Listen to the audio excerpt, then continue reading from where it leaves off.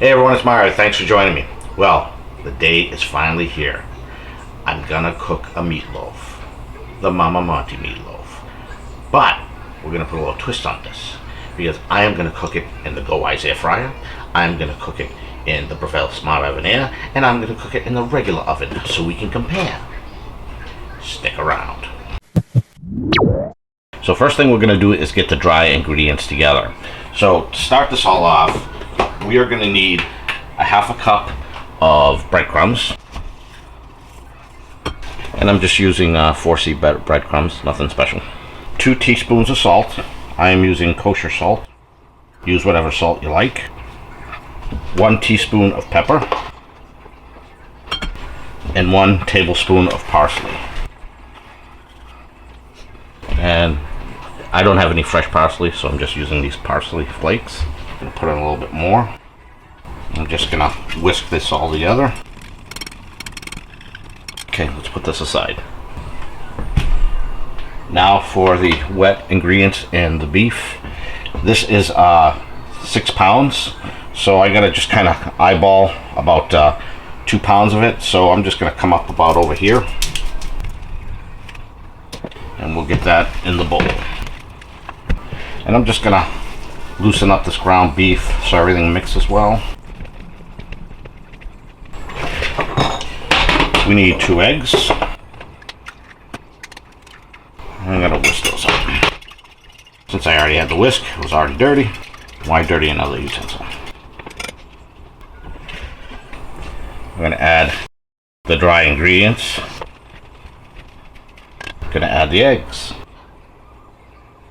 We need a cup of Swiss cheese. My mother prefers the Swiss cheese because she likes the way it melts. It melts nice. And this is just a cup, a little more than a cup maybe. Just in the deli section we bought cubes, and then I cut them up even smaller. Get that in there. Now this is one place you can vary it. Now last time I made this was a long time ago, and I used ketchup because that's what I had. But she says use some sauce. So I have some sauce that I made here a couple of nights ago. So she said 3 to 4 if you like sauce, 5 to 6. So guess what I'm going to do? I'm going to put 5 or 6. Bay leaf in there from when we cooked it. And last but certainly not least is spinach. This is just a 10 ounce of spinach frozen. It is chopped, but what I did was I chopped it up a little bit more, and you got to get all the moisture out of it. I know it's going to be real hard to do that, but I used several towels and I dried it up as best as I could. And before I put it on, I am going to break it up in my hand to kind of mix it up a little bit more. It was still frozen today. I took this out yesterday, so I did what any other person in my position would do. I put it in the defrost setting in the microwave. Now you could put some other things in here. If you got some ham, maybe, you know, you can cut up a couple pieces of ham, or if you get a real ham, not deli ham, it's just cut up into little cubes. You could also use different cheeses, or maybe even add a couple of slices of American cheese. I'm just going to do this recipe in its simplest form though. So now we mix. I mentioned the Swiss cheese, how it melts nice. The last time I made it too, which again was a long time ago, I used mozzarella cheese, and it really didn't melt up. And that's the reason why she likes to use the Swiss. Now this, I could smell everything in there. The parsley, ooh, what is that? I smell the sauce, the tomato sauce that I made a couple of nights ago. That's in there. That smells really nice too.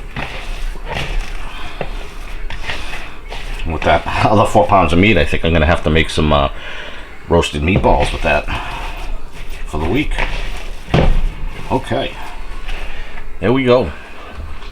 Now here's the fun part. What are we going to cook this in? We are going to cook them in these little tins. I'll cook 1 in the air fryer. I will cook 1 in the Breville, and a couple in the stove. We'll see what happens. We'll see how much meat we have. There's 2 pounds in here, so if we can fit a half a pound in each or so, we'll be good. Start by grabbing a handful, just drop it in each, see where that brings us. Guess we're bringing out number 5.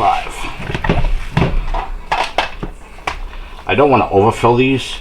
This will be great like an individual meal, so You know, you cook 5 of these, or whatever, or you make a bunch of them. Everybody gets their own little meatloaf. It's kind of cool, right? Now I'm just going to look to see which ones need more than others. And I'll put those in there. And we're good to go. Now this is going to cook in the regular oven at 350 degrees Fahrenheit, 45 to 60 minutes when you're using a big pan. My mother uses those clear glass baking pans. It's pretty nice. You can see it bubbling and everything.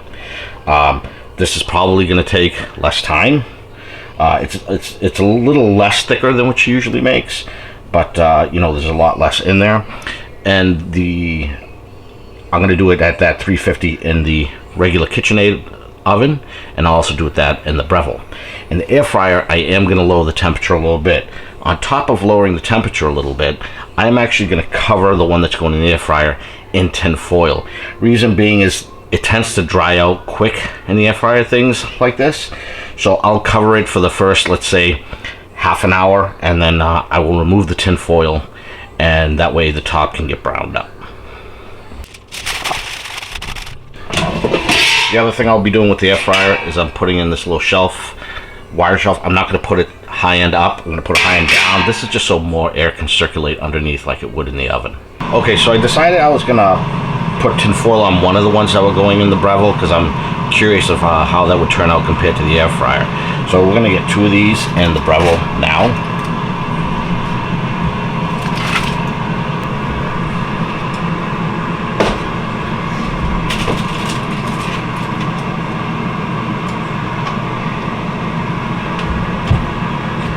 And we'll check it at around 20 minutes and see what it looks like. Okay, we're going to get one in the air fryer. And again, that has the rack in it. We'll place this right on top. And we'll get this in the air fryer. And I'll cook this at about 330. I'm not sure what the temperature should be in this case. I'm just doing it 20 degrees lower than it would in a regular oven. And we'll set this at 20 minutes. And we'll check it somewhere in between. And the last 2 are going in the oven.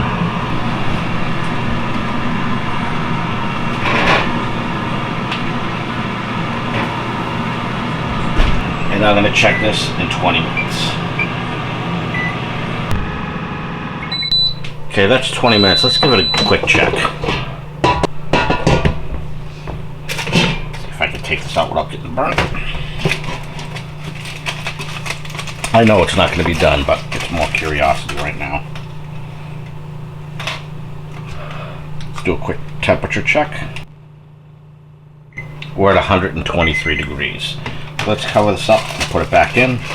Actually, I'm going to leave the cover off now.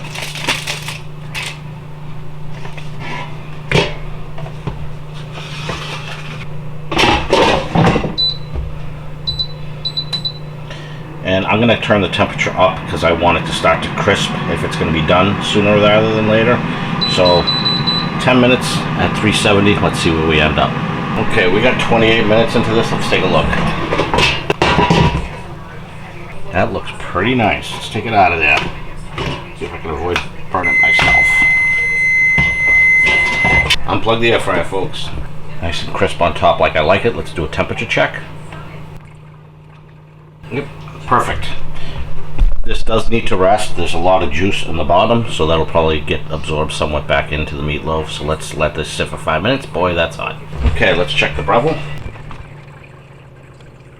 Okay, that's just about ready. I'm going to take the tin foil off the second one because that's probably not going to be as golden brown as you can see. This one is not golden brown on the top, where this one is. So this is the time to see if it shines or not. Do a quick temperature reading just to check. It's about 10 degrees cooler with the tin foil on it. Let's check the oven ones. Getting there. They're about 145 a piece. Okay, let's check these once more in the Breville. Okay. I want to say the one that has been uncovered the whole time is ready to come out. So let's take that out. And the temperature showed at about 165, so I think we're good. We are going to let this rest. cover that one up just for a bit, keep the temperature while the juices kind of settle in there. Okay, let's check this last one out. And it looks done. See, it doesn't look as crisp, but it is cooked. So here we got the air fryer and the two Brevilles. And let's check the ones that are in the regular stove. Those look pretty good. See if the temperature agrees. That one agrees. Let's check this one. And that one agrees. Get those out of there. Okay, again, so we have the GoWISE USA, the two Breville, and the two for the oven. We're gonna let these rest for a little bit. And then we taste. The moment's here. I'm gonna first cut into the GoWISE one. This is the Breville. Probably gonna cut through the tin and it'll make a mess on the stove. This is also the Breville, but this was covered in tin foil for the first part. And we only need to cut one of these. And I don't know which one I want to cut. I'll cut this one right here. Now we need to get these in a plate in order. So let's see if we can make this work here. To GoWISE, the Breville. And the Breville came apart just a little bit. And that's the other Breville. And the proven oven one. But we'll see what happens. And we taste.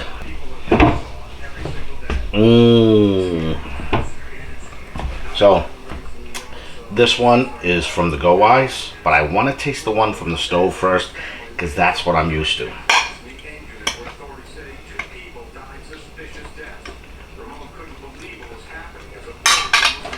That's good.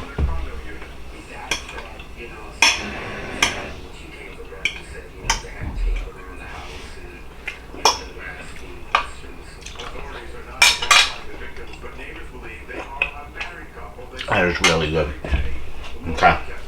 Now we're gonna do the Breville, but the one that was covered with tin foil for the first 20 minutes, and then uncovered for the remainder.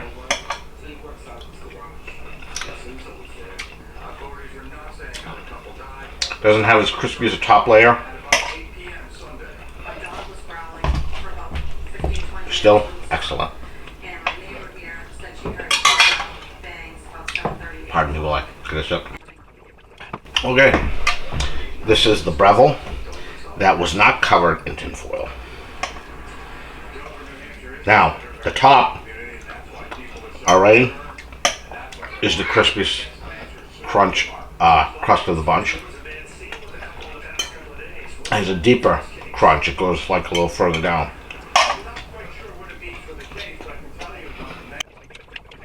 Still excellent. There was a little more spinach in that one. It's just the way it gets mixed up. Now the GoWISE. The GoWISE, I cooked it 28 minutes, I want to say. I probably could have got away with 26. Just because I could see how crisp the top layer is.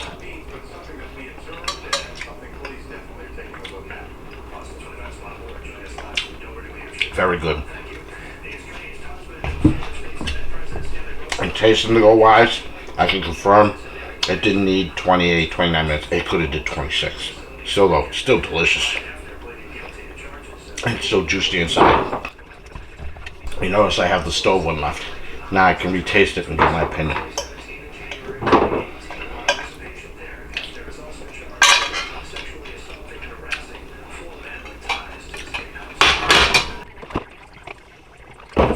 Which one's the best one?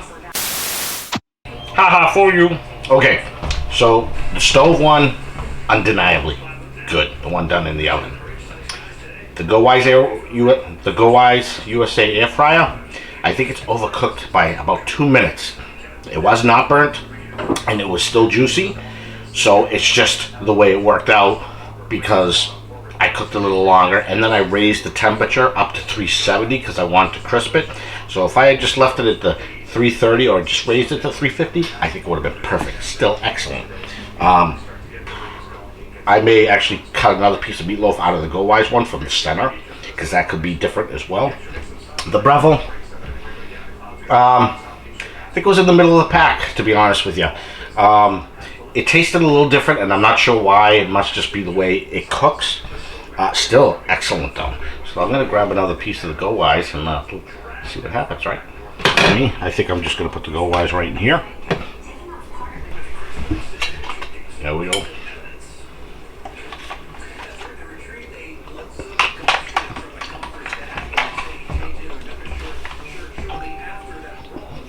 Very good.